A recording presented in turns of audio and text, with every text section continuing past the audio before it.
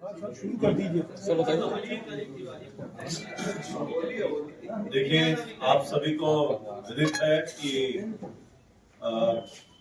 Mahalakshmi jewellers Bilaspur के Mahalakshmi jewellers में के जो संचालक हैं वो अपना सामान लेकर आ रहे थे। रास्ते में इस तरीके की घटना, बहुत ही दुस्साहसपूर्ण घटना अपराधियों द्वारा की गई थी।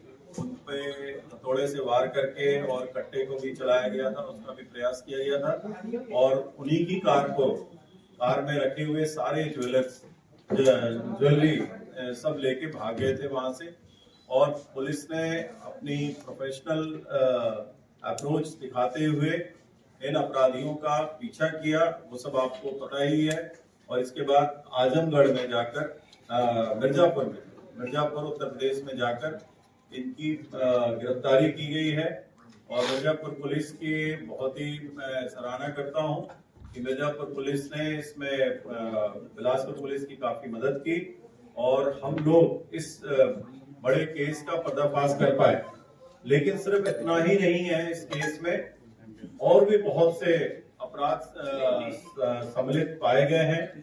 जैसा कि इन अपराधियों को जब यहाँ लाया गया, इनसे विधिवत पूछताछ की गई, पुलिस रिमांड लिया गया, इसमें अन्य अपराधों का भी खुलासा हुआ है। ये बहुत ही शातिर अपराधी हैं, लेकिन पहली बार बिलासपुर पुलिस के चंगुल में फंसे हैं। तो निश्चित रूप से इनसे जब पूछताछ की गई तो इनके सारे आपराधिक षड्यंत्र पूरे सामने आए हैं।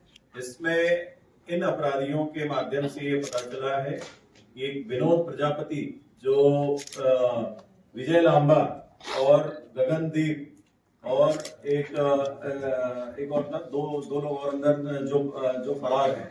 आज से करीब 3 महीने पहले 18 दिसंबर को एक घटना हुई थी यहाँ पर सरकंडा क्षेत्र में, जहां पर कि एक व्यापारी के साथ उसके गले का हार और इत्यादि लूटने का प्रयास हुआ था और उसमें भी कट्टे का प्रयोग करने का खुलासा इसी अपराध के पूछताछ में हुआ है। इसके साथ ही इस अपराधी ने जो बिन्नू प्रजापति इसके द्वारा पूछताछ में खुलासा किया गया है कि एक स्थानीय अपराधी यहाँ का, जिसका नाम है नारद उर्फ सुमित श्रीवास, उसके द्वारा इनको पूरी तरीके से यहाँ पर सारी डिस्ट्रिक्ट रहने की व्यवस्था इत्यादि सारा कुछ वो करता था। और उसके द्वारा राजू सोनकर एक व्यक्ति है यहाँ पर 38 वर्षीय चिंगराज पारा का, जो कि इसका धंधा करता है, नारियल का धंधा करता है। इसने मिलवाया था राजू सोनकर से, और राजू सोनकर बहुत ज्यादा इससे एक यहाँ पर बंधु मौर्य हैं जो पार्षद भी हैं, उनसे बड़ी दुश्मनी रखता है किसी रास्ते को लेकर। और कुछ विवाद है, जो जमीन से संबंधित उसका विवाद है उनसे। पिछले 6 महीने से उनके साथ में कोई विवाद चल रहा था। तो इस बात को लेकर नारद से राजू सोनकर संपर्क किया था कि इसको अपने रास्ते से हटाना है, बंधु मौर्य। और राजू सोनकर के कहने पर फिर नारद श्रीवास ने इन अपराधियों से इसकी मुलाकात करवाई और उसको सुपारी दी गई, करीब 25 लाख रुपए की सुपारी दी गई, जिसका कि 6 लाख एडवांस भी दिया गया।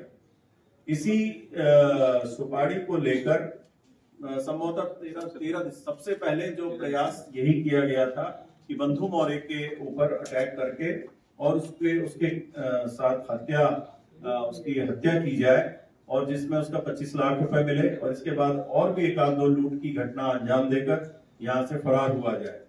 इस घटना को अंजाम देने के लिए 13 दिसंबर को बंधु मौर्य को रास्ते में रोकने का प्रयास कर, जब वो गाड़ी से आ रहे थे, ये सभी अपराधी थे वहां पर, और जैसे ही वो गाड़ी से आए, सामने की तरफ आकर इन लोगों ने रोकने का प्रयास किया। गाड़ी स्लो हुई। जैसे ही बंधु मौर्य ने इनके हाथ में ये कट्टे जैसी या पिस्टल जो भी है ये देखा, तो तुरंत उन्होंने गाड़ी बड़ी स्पीड में बढ़ाई और इन्हीं के ऊपर गाड़ी चढ़ाने का प्रयास करते हुए उन्होंने गाड़ी भगाई। तब जाके इन अपराधियों ने वहां से हटे और इसके बाद बंधु मौर्य किसी तरीके से बच पाए। तो ये अपराध एक बहुत ही सेंसिटिव और बहुत ही इम्पोर्टेंट दुस्साहसिक इनका अपराध की साजिश